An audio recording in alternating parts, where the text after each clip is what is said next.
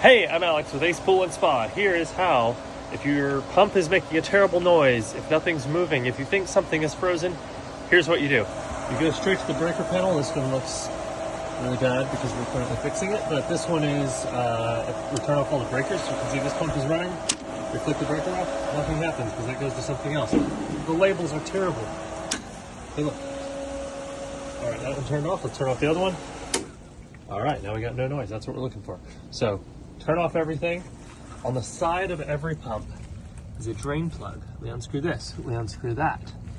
On the side of the filter, there's two different kinds of filters to show you. Here's the big drain plug. Takes a giant wrench or some extremely manly hands. Same thing, drain plug over here. Same thing over here. Where's our drain plug? Right down there. It's the only thing that actually unscrews that's not, doesn't have a cable or anything plugged into it. You can also loosen any of these fittings if you have a big enough wrench.